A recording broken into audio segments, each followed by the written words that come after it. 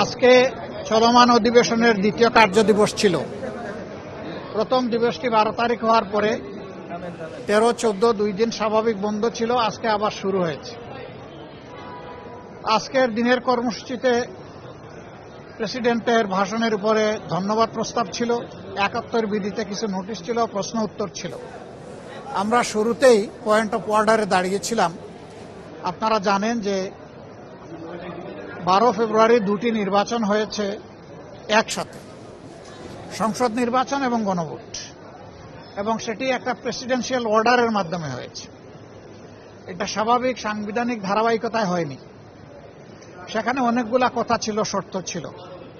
Total 15টা আদেশ সেখানে দেওয়া হয়েছে একই দিনে। এই আদেশগুলো ছিল গণভোট সংক্রান্ত ম্যাক্সিমাম, আর সাধারণ নির্বাচনের সাথে ছিল। এখানে উল্লেখযোগ্য কয়েকটি জিনিস ছিল। এর মাঝে ছিল যে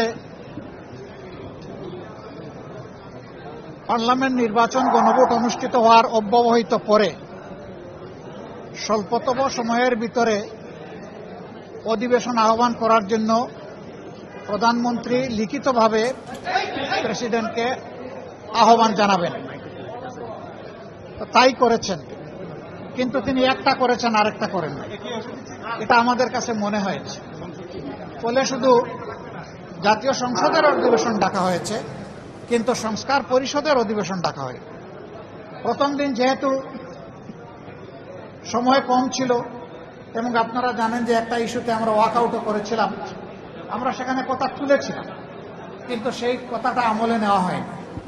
আজকে অধিবেশনের শুরুতেই পয়েন্ট অফ অর্ডারে দাঁড়িয়ে আমরা এই ব্যাপারে কথা বলার চেষ্টা করেছি। তখন মাননীয় স্পিকার 1 ঘন্টা পরে আমাদেরকে স্লট দিয়েছিলেন। আমরা 13 নভেম্বর গত বছর এখন ঘরেই হবে বিয়ে বাড়ির পোলাও, যদি থাকে আকিজ এসেনশিয়াল সুগন্ধি চিনি গুঁড়া চাল। কখন নেবেন এবং সেই সংস্কার পরিষদের অধিবেশন কখন ডাকা হবে, গণভোটকে আদৌ মান্য করা হবে কিনা। 70% জনগণ সংস্কারের পক্ষে গণভোটে রায় দিয়েছে। সেই গণভোটের শেষ অবস্থানটা কি হবে, এই সমস্ত বিষয় পয়েন্ট অফ অর্ডারে দাঁড়িয়ে বলার পরে মাননীয় স্পিকার বলেছেন যে এই ব্যাপারে আপনারা সেই ধারাবাহিকতা এখন এটা চলতে পারে। স্বরাষ্ট্র কথা বলেছেন যে যেহেতু এটা আদালতের বিষয়, আদালতে আছে, আদালত মীমাংসা হবার পর সংসদে আসবে। না, তিনি এটা বলেন নাই। না, তিনি এভাবে বলেননি।